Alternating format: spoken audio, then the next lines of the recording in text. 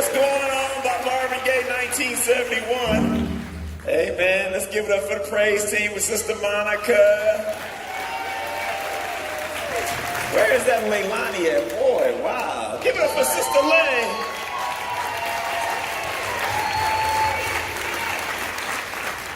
And we did all of that today for you. I appreciate it. You do? Yes, I do. Good morning, True Vine, and thank you for this invitation. Okay, you gotta let your personality shine. Stop trying to act like it. Thank you, True Vine. Yeah, just act like you in the living room at Mom's house. You know how you was acting. I'm not gonna do that. Well, True Vine, this is a living legend, and we were so honored to have her here today, and especially in this wonderful facility, McClymonds High School. Give it up for McClymonds High School. I was just thinking about this over the weekend. We lost Frank Robinson. Frank Robinson, give it up for the life of Frank Robinson. Two-time MVP, Rookie of the Year, right here from McClymonds High School. Give it up.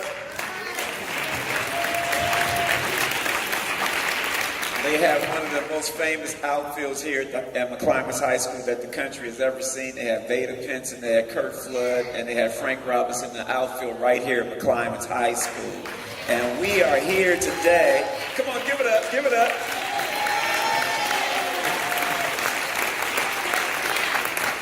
We're going to honor not only Frank Robinson as a Hall of Famer, but he played on the basketball team with Bill Russell here, and Kurt Flood, who made it possible for all players to have free agency in Major League Baseball. Let's give it up for him. And it's a shame that he's not in the Hall of Fame. Kurt Flood should be in the Hall of Fame, and everybody should know that. Amen? Amen. So we're happy to have you on this famous stage where some of the greatest people to ever live have walked through these halls. And now you're a living legend in True Vine. Give it up for her. Give it up for her, True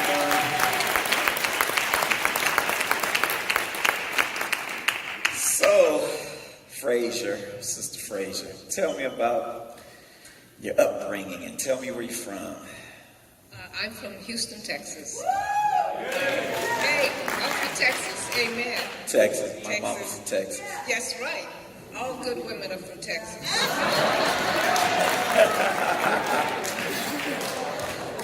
My parents who were Robert and Frazier Scurry. I'm named after my mother.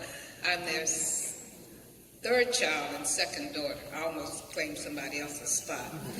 And so for all of my life, I felt like I was the balancer between, because I have two brothers, an older brother and an older sister, and I have a younger brother and a younger sister, and I am the balancer. They call it the boss at home. Y'all always so bossy. Well, I had to do what I had to do. Oh, there go our boss over there, Darnell. Yes, you got to do it. Yeah, Darnell, stand up. That's our boss. She bossed my mom and my daddy and all of us. You always need a boss. You need somebody to take charge. She's trying to act like she's innocent. Go ahead. And I was born and raised during the time there were segregated schools, and I am so happy I was. Because in my segregated education, I had Black history from kindergarten to the day I graduated. So Black history is part of my soul, okay? I also went to a school where I had all Black teachers up until I went to college. And they did not accept anything other than excellence. So if you knew how to do a problem and your classmate didn't, and that classmate didn't learn how to do that problem, it was your problem. So I got all A's and B's because I had to be, of course, the boss, the balancer, the teacher. But it also taught me to be very independent. It taught me that I was intelligent. It taught me that there was nothing anybody could do that I couldn't do if I put my mind to do it. And I really am sorry that young African Americans today do not have a Black school to go to, because there are history things that you don't know anything about. There are over 500 inventions that happened only by black people that were taken credit for by their white slave owners. So when I went to Denver, Colorado, we had a big argument about who discovered the cotton gin. I said, well, why would a white person discover the cotton gin? They ain't never picked no cotton. So we were taught that it was discovered by Africans in the field. And so it makes sense to me that an African American would discover the cotton gin versus someone else that didn't know how to pick cotton, didn't know what to do with cotton, right, but sell it. So also while I was in school, I was challenged to always do my very best. So when I graduated from high school, my father, I graduated, the time I graduated, you graduated in January or June, and I graduated in January. And my father said to me, he said, well, you know, I can't afford to send you to school right now, but you can go in September. So then I had to go try to find a job. Well, Miss Boss, Miss Balancer, refused to wash dishes in somebody's kitchen. My father sent me to one of his, and it was his time. He sent me to one of his friend's house to clean her house. And when I got to the bathroom, I asked her for the brush, and she said, I don't have a brush. I said, well, I can't clean your toilet. She said, what do you mean? I said, I'm not putting my hand in that toilet. So, of course, she got very upset. I called my mother, and my mother talked to her, and in fact, she did find something for me to clean that toilet with other than my hands. And I think that was my first time that I stood up for myself. So instead of ending up having my father string me up by my ears, I went and I took the test for the Navy and for the Air Force. And I really wanted to be in the Air Force, but the Navy called me first. So I ended up going into the Navy as an enlisted person. Wait a minute. You just gonna answer all your own questions, huh? Did you have a question? I got questions. You follow my questions. You just got ahead of yourself. Okay, come on. Ask me the question. That was good. I enjoyed that. Thank you. Give it a 4 on that one. So, right where you were when you talked about you had a decision to go in the Air Force and Navy, what made you decide to do that? Well, because my father wasn't going to send me to school, and in the time, the only jobs that you could get uneducated in Texas was either washing someone's dishes, cleaning somebody's house, or babysitting. And I didn't have the credentials for any of those since I had a big mouth. And so I decided I needed to do something that would give me a little bit of independence. So I took the test. And my older sister was in the Navy, so I knew it was okay to do that. Oh, wow. What year was this? I'm not telling you that. I knew he was going to try to get my age up here on this stage. I already know how old you are, Frazier. I'm just talking about trying to set the historical backdrop. It was in the 60s, okay?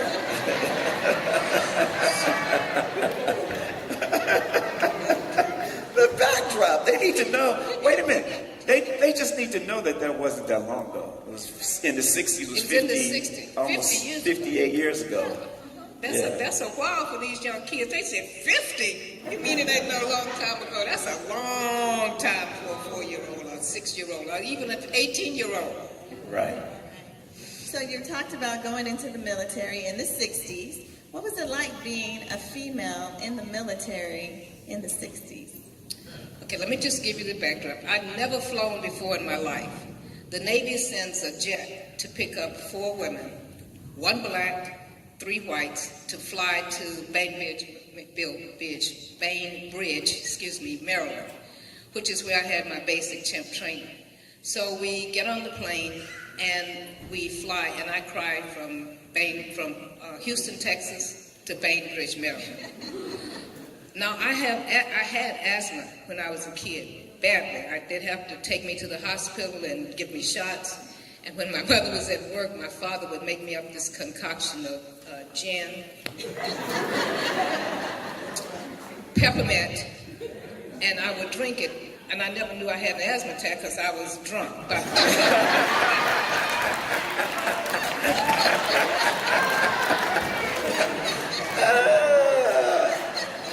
So when mother wasn't home, Daddy got me drunk because he said he wasn't taking me no hospital, spending $50, and he knew how to get rid of that asthma. So So when I get to, love daddies, you gotta right? love daddies. There's something. So when I get to Bainbridge, I immediately have an instant asthma attack, the most severe attack that I had in my life. And so I start praying, and I prayed, and I prayed, and God took it away. I've never had another asthma attack in my life.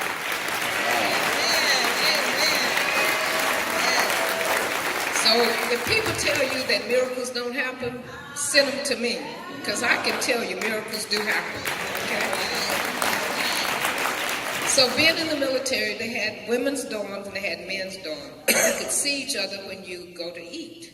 Well, now, you know, Miss Boss found somebody when she went to eat. It wasn't the man that I ended up marrying, but it was the first man that I was. So anyway, we would get up in the morning. You have to get up at 6 o'clock in the morning.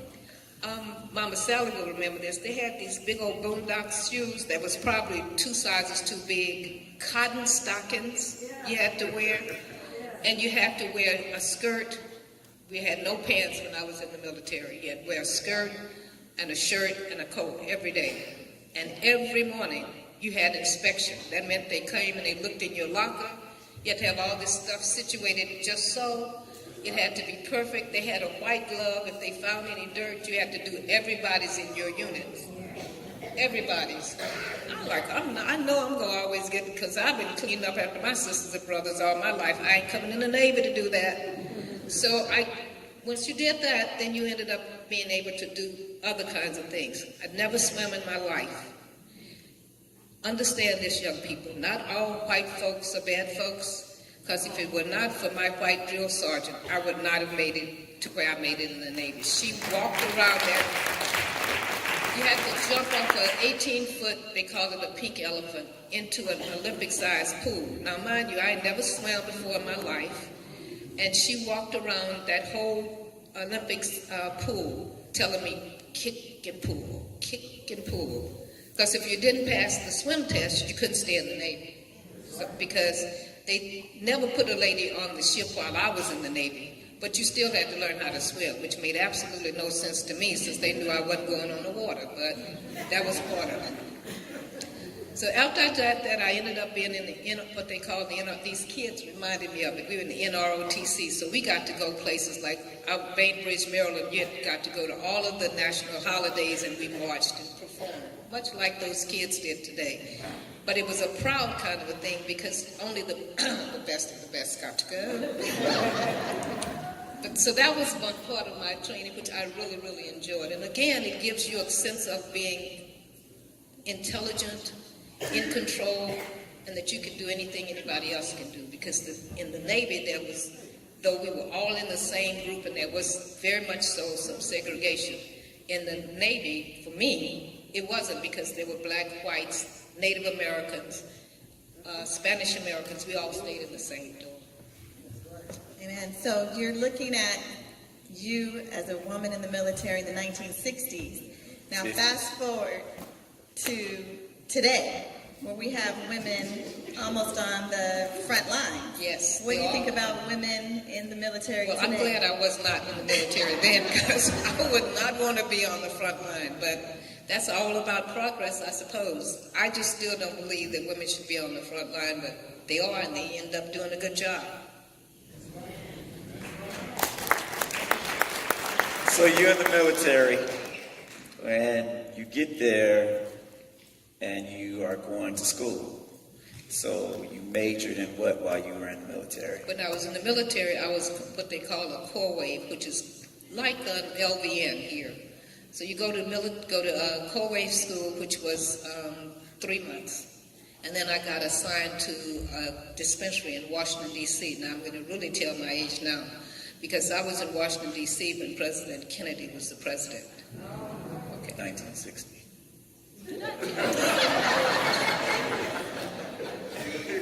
I'm going to have to put him off the stage in this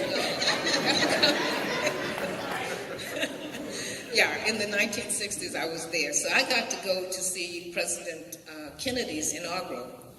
And it was cold, but it was wonderful. It was a joy to see all of the military people, folks of all race, creeds, and colors, And the other time that I got that excitement was when I went to President Obama's it was inauguration.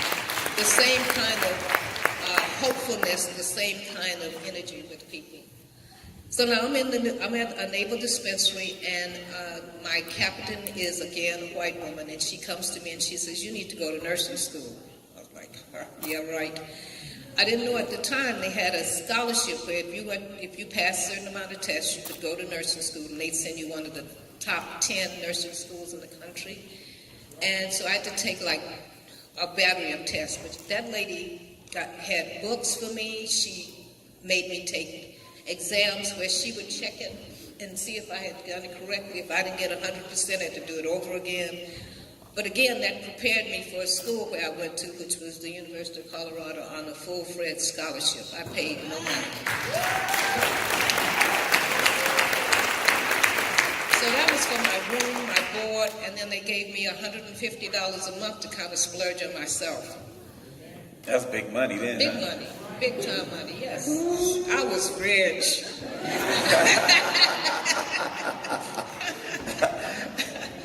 But I went to a school which was now integrated, mostly whites.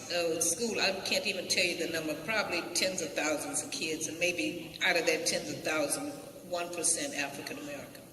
So when I got there, I was one out of maybe 10 African American women on the University of Colorado. And I was only one of 2 out of 350 people in the School of Nursing. After my freshman year, I had had a horrible time with a woman from Mississippi who was my English teacher. And every paper I wrote, whether I wrote it or one of the seniors that I lived with wrote it, she would give me a C, D, or an F. Well, as God would have it, her mother ended up sick, and another lady took over for her while she was gone, and I got B's and A's. And when that lady came back, she threw those papers right in the trash. She said, I didn't sign these, and I didn't grade them, and so she threw them away. So I ended up my freshman year getting a D in English, which was devastating for me because I had always gotten A's and B's. In the middle of that, at the end of my freshman year, the dean of nursing calls me into her office. Now, this is the dean of the School of Nursing, and I'm going to be ugly. She had Parkinson's. So she's sitting there, and she's going, I don't know how you got in this school, but I don't think you're going to make it. So remember now, I was born and raised in an all-black school, and they told me anything anybody could do, I could do.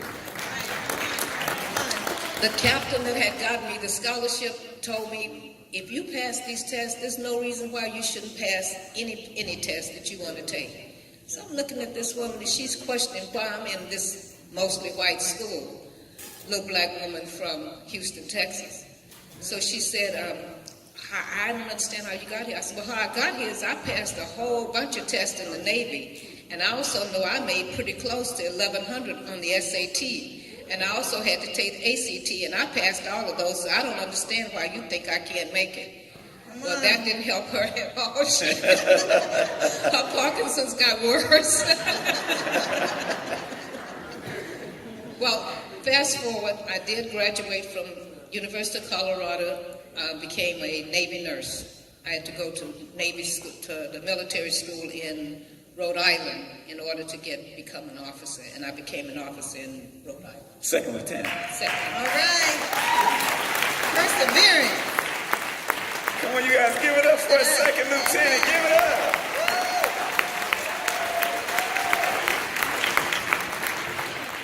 Now that was interesting because I ended up, you got another question? Yeah, I do. Okay.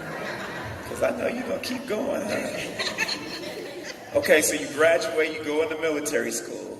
How did you find your way to Oakland, and what was the environment like when you got to Oakland? Okay, when I graduated from University of Colorado, they give you a choice of 3 places that you can go to school.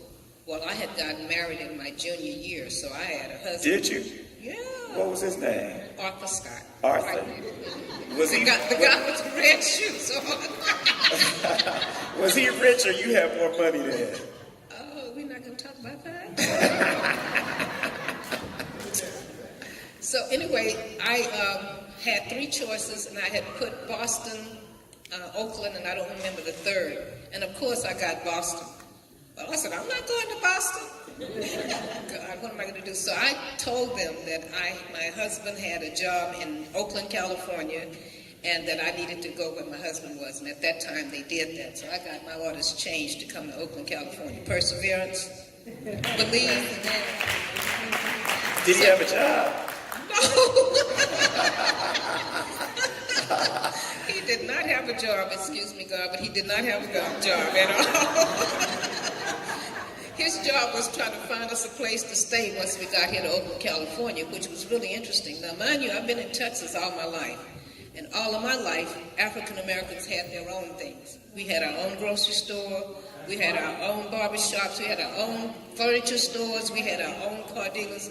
So we never had to go around asking people that didn't look like us where we wanted to live, because you knew that, which is, I think, unfortunate that today we don't have that, where you know where you can go without having the embarrassment of somebody looking down their nose at you telling you they don't have it, but you know good darn well they do. So Artwood's job was to find us a place to live, and so we had gone to 2 or 3 places, and the last one, this woman who could barely speak English came to the door. We had looked in the paper, and she said, we said, we're looking for a 2-bedroom apartment. She says, 2-bedroom, unfurnished apartment. She says, oh, we just rented that. So I said, well, what about the 2-bedroom furnished? She said, we rented that one too. Well, after about 4 of those, we decided we're not doing this anymore. So I got on the newspaper, and I looked in the newspaper, and I called. And the first lady I called shocked me. I said, I'm black. I'm looking for a 2-bedroom apartment. Do you rent to blacks or not? She said yes. This is in Oakland. This is in Oakland. And this lady came over and rented us the apartment. Now, mind you, she was an alcoholic, but I didn't care because the place was nice. So, again, when you know that you know that you know, then just keep persevering. That's in school, in whatever it is that you're doing. You know who you are, always know who you are, and always present the best you. So in Oakland in the 60s, it was as segregated, or more segregated than I had ever seen in my life, because to me, being in Texas wasn't segregated, because we all had what we had. We had as much as they had. So to come to Oakland and to have somebody to tell me that I could rent an apartment that I could afford was a little bit different. That's why people don't realize how important this school is, because the only place we could live when we came from the Great Migration from the South to the West was here in West Oakland. Wow. This is the only place. This is why so many great athletes came out of this school, and great people came out of this school, because this is where the whole community assembled. And so they built all of the projects over there with military housing in the beginning, right? Because everybody was coming to the Oakland Army base and the Naval base here in West Oakland. And it wasn't until the late 60s or early, maybe you know this, late 60s, that people start moving to East Oakland. Right. And when we moved to East Oakland in the 60s, by the time I was 10 years old, it had went from white Portuguese to all African Americans. That's true. And over a 10 or 15 year period. That's true. And because we were moving out of West Oakland into East Oakland, but we couldn't live past the lake. See, but we didn't know that when we got here. We lived on the lake when we first got here, right at East 8th Street, I think it is, right up from Oakland High. But that's because, like I said, I called the lady on the phone, and she said yes. But again, it was interesting because I was in the military, so when I'm on the naval base, I'm an officer. People saluting me. I have all of this status and etc. And then I come status. Okay. Then I come off the base to try to live in a community, and you don't have any status. You're treated like you're a 3rd, 4th, 5th class citizen, and that was so you end up. They call it bipolar today because you have to go from one kind of person to another kind of person in order to survive. So where did you work here when you got here? Where were you stationed? Naval Hospital. Oakland Naval Hospital. Wow. So when they imploded Oakland Naval Hospital, I was really upset because first of all, there was a lot of things they could have done to have enhanced this community around the naval base. Now, you understand that naval base has been vacant for almost 40 years now. Yeah. And that's ridiculous because they had bowling alleys on there, they had the movies on there. Anything you wanted to do in the community was on that naval base. And they, rather than to, I guess, to put it up, make it, earthquake proof, they just let it just dry rot for almost 30 years. And then just today, they are now doing something on that base, which is unforgivable to me. Yeah, it was a wonderful place. I used to be the UPS man there. Eat there. Oh yeah, every day. Didn't you love the food? Yeah, I did. They used to let me come into the naval office. You just was busy. Yeah. Been busy. I have been. But you know, when you smile, you get indoors. That's very true. Or if you're cute. Well. Oh, thank you. Well, let me tell you this story. This is the truth. Because what year did you leave the military? I left the military when Shonda was born. Oh wow, that was a long time ago. That was a long time. Hi, Shonda. Now, I met you. You don't remember this, but I met you when you were at Bret Hart. Were you a kid at Bret Hart? Gene was. Gene was a kid at Gene was one of my students at Bret Hart. Wait, can I finish? I'm trying to tell you my story. So Gene comes home one day and she says, Zachary, you know, me and Gene best friends. She said, Zachary, we got Julia working at Bret Hart. I said, Julia? You know, Julia was the first black nurse on TV. So she said, you gotta come to the school and meet Julia. I said, Gene, ain't nobody that pretty at your school. She said, no. So I came, after I got out of class, I came and walked to the school to pick Gene up, and you were walking across the campus. You remember that, Gene? You were walking across the campus. You said, there she is right there, Zachary. And it was you. You said hi, but you know you was snooty, because you were, what you call that word a few minutes ago? Sophisticated. Yeah. But I met you like in the 70s. Didn't know who you were. I didn't know you were Shonda's mother at that time, but I've been knowing you since that time because Jean fell in love with you. She said she would go to the office and say she had a headache every day because she didn't want to go to class. And then, did she tell you the rest of the story? That used to give her aspirin and let her lay down until she got herself together. And testing up after class. I'd say, your mother did not get you up this morning for you to come in here and lie down in this office sick. She's still sick every day. She always was cute and sick, though, so she's still cute and sick. Yeah. So that's my first introduction to you. That was my first introduction to you at Bret Hart Middle School in the 70s. And you were pretty stunning back then with your little white. Still is stunning. Thank you very much. You had your little white nursing outfit. I didn't have on no nursing outfit. You did. We wore civilian clothes then. You must have had a history flashback day that day. I did like wearing white, though. I might have had on a white skirt and a white shirt. Who knows? How long did you do that? I did school nursing until Shonda and Kente got out of out of elementary school. And then I went into public health nursing. And I did, actually I was a community health nurse at West Oakland Health Center. Wow. Give it up for her. You got a couple more questions. Okay, so look, I'm looking at you and I'm listening to you, and I'm thinking, I wonder how she was as a mother. I think I was pretty good myself. So were you a strict disciplinarian? What were you like? I think I had rules. I always had rules. That's what I told parents when they came to the junior high school and they said that, my child or my kid, one of the kids told me, my mama don't care what I do. And I always tell parents, I'll tell you today, if you have rules and those rules are not so strict and stringent that nobody can follow them, including you, then your kids will be fine because you got rules. They know what the rules are. If you follow them, fine. And I used to tell my kids, don't let the teacher call me and tell me something that you haven't told me already.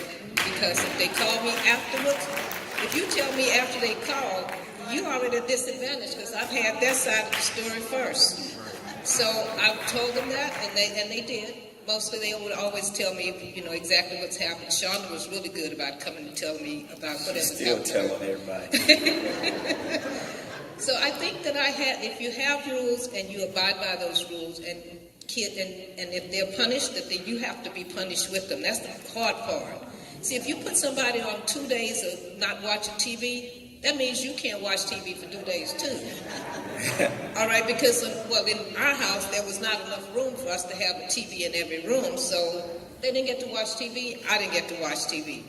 But at the end of the day, it teaches them that there are rules that must be abided by, and that's it throughout society. And if you obey them, 9 times out of 10, you can make it pretty well through this country, usually, unless you're an African-American male. And that's another story for another time, okay? But yeah, so we had rules, and I think I was pretty lenient. We talked. We still talk. Sean and Kente could ask me anything, and sometimes I think I gave them more information than they were ready to have, but I gave them the information as best I knew. Well, you did a great job because you have 2 awesome kids. Where did they go to school? University, UCLA. Oh, UCLA. Hey. She had to get that Bruins. So how did you balance it as a working mom? So you were a nurse and you had 2 kids. Of course, you had help from Mr. Scott. But how do you think you balanced it? How did it work for you? When they were younger, I worked Thursday, Friday, Saturday, and Art worked Monday, Tuesday, Wednesday, Sunday, Monday, Tuesday, Wednesday. So we would balance it by me being at home, or the one of us was home with them all the time. As they got older, what would happen is I would take my lunch break and go to school and either be one of the teacher assistants or at least be involved in the school. And that helped because teachers seeing you, don't get scared of going to school. If the teachers see you coming, guess what? Your kid gets another kind of education, unfortunately, right? So they knew if anything happened at that school around Sean and Kente, either Art or I were going to be at school. And so I think it's easy to balance it when they're younger than when they get older. Once Shonda got 16, it became even much easier for me because she started driving. And once she started driving, then I didn't have to clock them around everywhere. But it's not easy being a mother and a working mother. It's not easy at all. It's probably even more so today because of so many things that kids are involved in. Shonda and Kente, fortunately, were involved, but not like today. I have a friend whose kid he's in the band, he's an Eagle Scout, he runs track. I'm like, when does he sleep? So it's a little difficult, I think, for any parent. But as long as the 2 of you are communicating, that's the big thing. As long as the parents are communicating, first with each other and then with their kids, I think a lot of things help can us, be... Lord.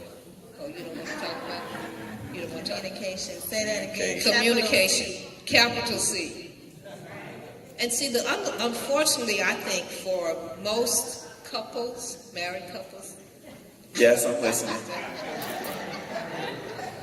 Preach, preacher. For most couples, wait until the situation is probably not solvable or difficult to solve. Let me just change that, because nothing's not solvable. It's difficult to solve. Before they start actually communicating, the woman will kind of make little hints, and then the man won't hear her. And then she'll make another little hint, and the man won't hear her.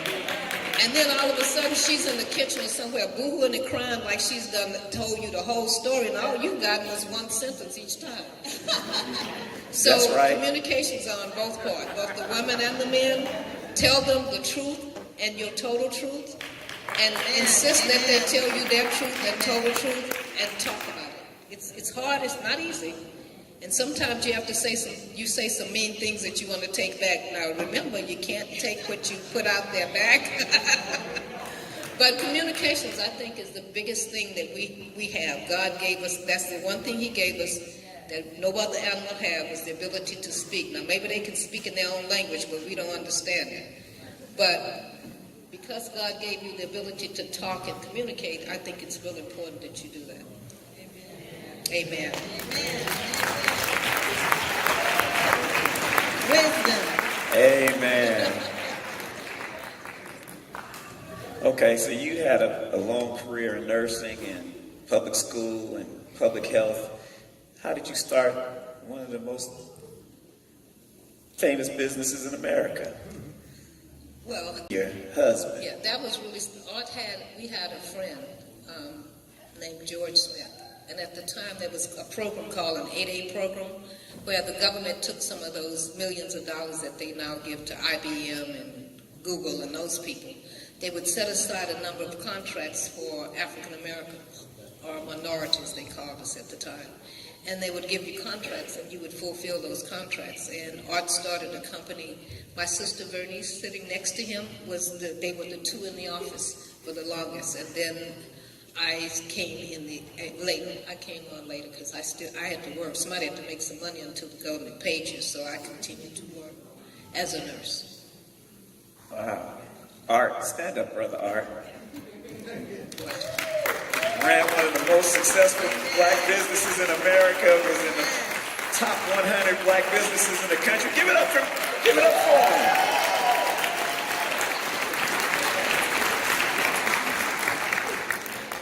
When I met Art back in the day, he was clean from head to toe. He used to hang out, have his little, I remember him. Yeah. He's still clean when you see him. He liked to dress up. Yes, he does. Yes, he does. Look at him. There's got a his place legs. over in South Salida. Gene Hiller. Yeah. Tom and Gene. Yes. Gene just died. Gene just died. Yes, he did. Yeah, that was a friend of mine. I talked about him a couple weeks ago. Yeah. So, Couldn't go there like Art could go there. They closed the store for Art. They just opened the door for me, let me in. they closed the store for Shonda now. We went shopping. I just reaped the benefits. Say it again. Say it again. I'm going to come here quick.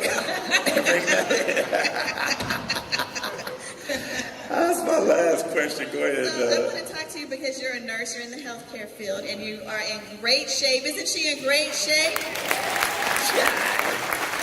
She looks awesome. And so, as women, when we get older, we get busy, we're working, we have kids, and it's really difficult. But I want to talk to you about your health routine. Like, what do you do to stay in shape, to stay fit, stay healthy? Give us some tips. Okay. Ladies, you must take care. Remember how you looked when you first met him? Then that's how you must look when you leave him.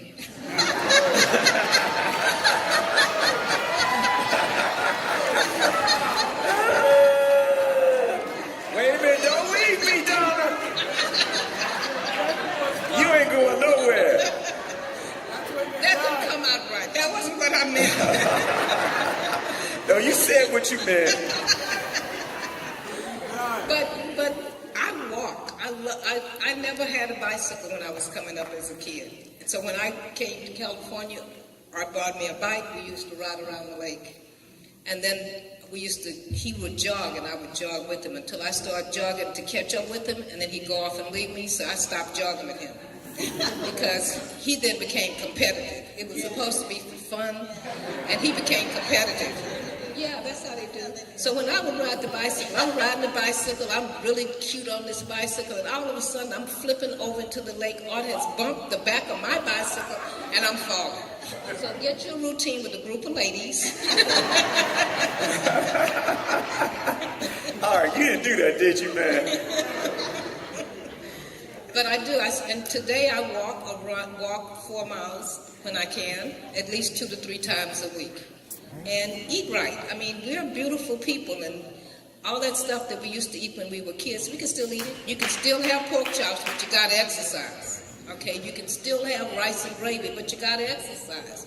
So you can't eat all of that stuff and not exercise. And it's real important for women because we are the backbone of the family. We really are. When people get sick, they don't call daddy. They call their mom. So you have to be able to carry that load and understand that you are the most important person in the circle of the family because you have to keep the circle of the family going, right? Right. Amen.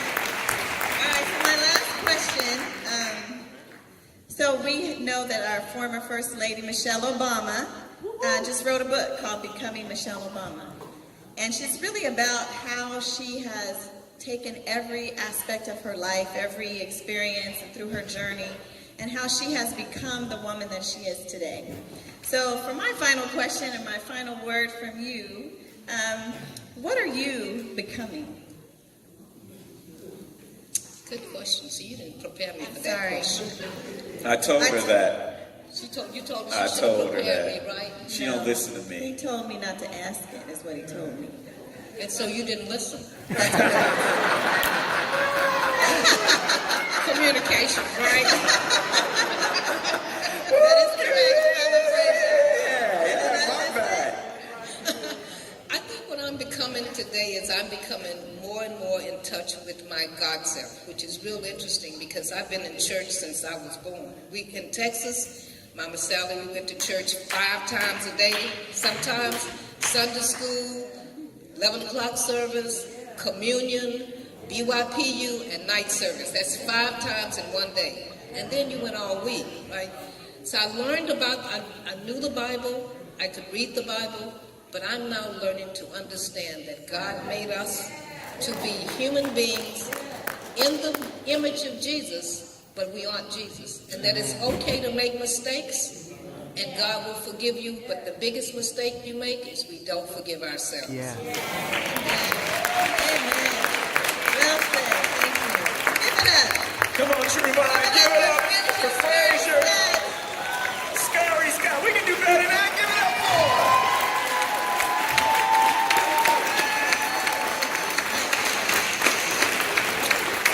Where's it?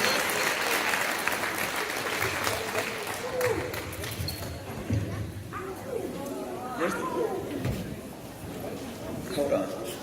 Okay. No, you can stay here. Give it up one more time for Frazier, Scurry, Scott. I want to say this. The theme for this year is Go Big, right?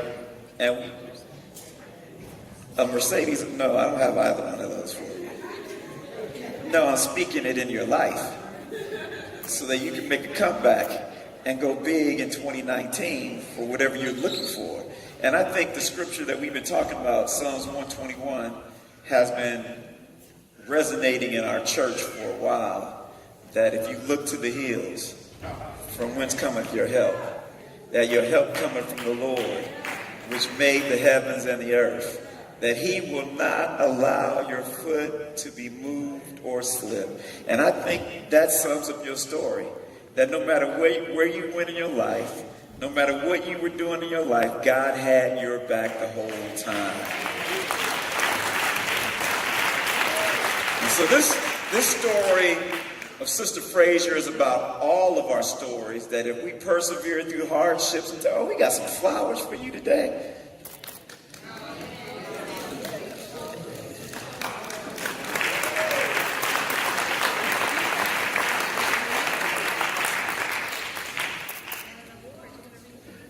You can. I can't see this. What side is it? It says, Divine Ministries Black History Month Living Legend Award presented to Frazier Scurry Scott in appreciation for your military service to the United States of America and for advancing the universal hope of freedom and liberty for all. February 10th, 2019, Oakland, California, Living Legend, Frazier Scurry Scott.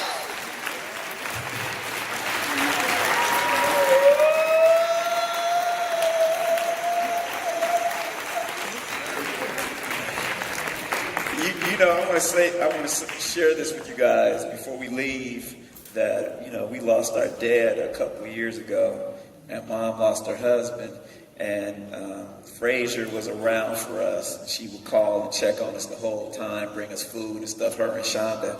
And I want to say that really meant a lot to us, so we want to honor you today for being just a great woman of God, and we appreciate you. Come on, True, one more time.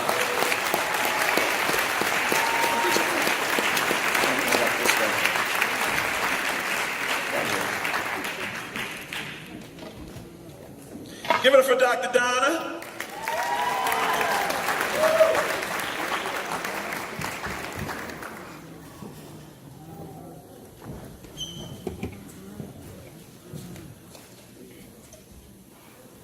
What a story. Amen.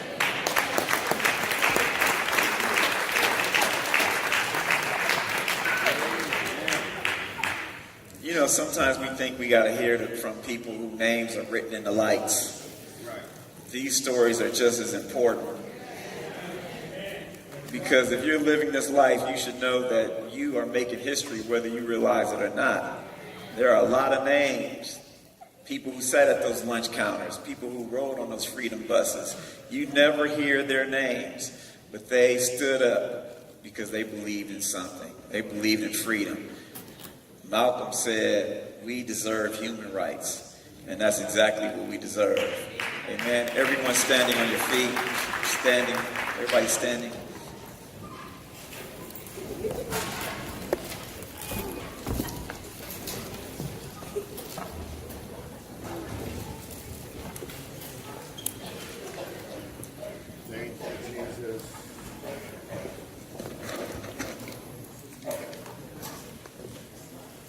Let us pray.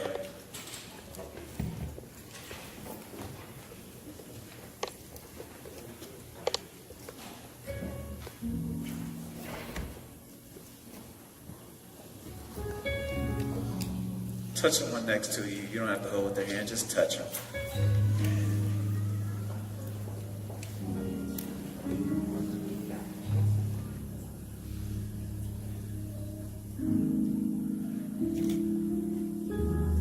These stories are just to remind us that the struggle is not over,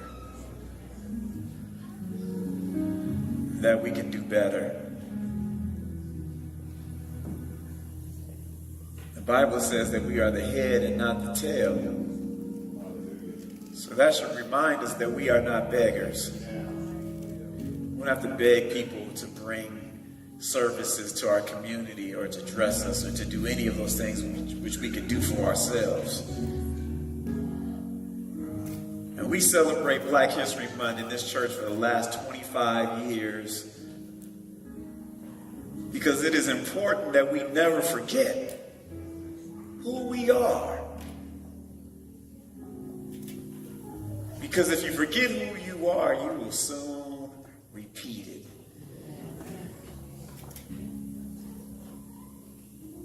Nobody can make me look at the ground. And you know what they say? They say, Pastor Zach, you're arrogant. I'm not arrogant. I just remember that we couldn't hold our heads up, and my father told me, look every man in his eye. I'm thankful for those life lessons. And now for our community, we can win when we learn how to support each other and learn how to be forgiving. Yeah, that's right. Because we have a whole lot of built up mistrust. Let's win together. That's right. We can win together. We can't win when we're divided. And a house divided cannot stand. So today, God, we come to you as many members, but one body in Christ Jesus. And we submit to you today that we can't make it without you. And this day that we're living in, we need you to make the impossible possible. That you would make our community whole again. We know our story. We know that we are the first enslaved people that have not went back to their homeland because we know that you're doing something new. And while you're doing something new, even though we are, as compared to all of the other ethnic groups, this group of us who are here in America, we are a new breed. Hallelujah. And we know that you're not done with us, that the best is yet to come, and eyes have not seen and ears have not heard what you have in store for us. But give us more love. Give us more love that we can share that one to another. Give us more peace. Give us more joy right now in the name of Jesus. And we rebuke that bitterness. We rebuke that anger. We rebuke that jealousy. And we cast it out into the wrath of God, never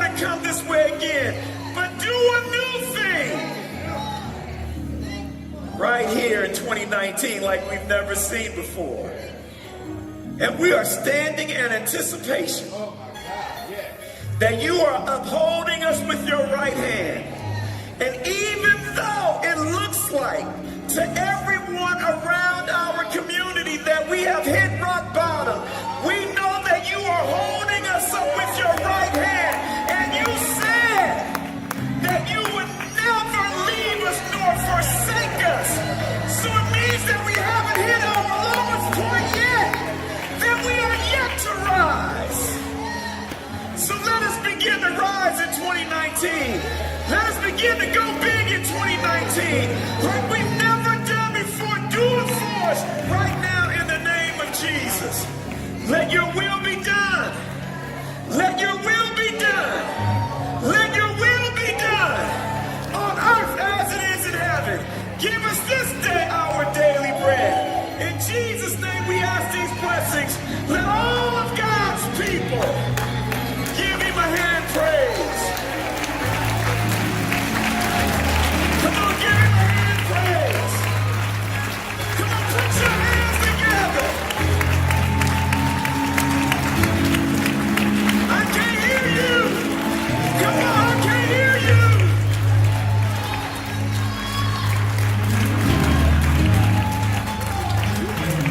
Yet we will rise. Yet we will rise. I said, yet we will rise. Amen. You may be seated in the presence of the Lord.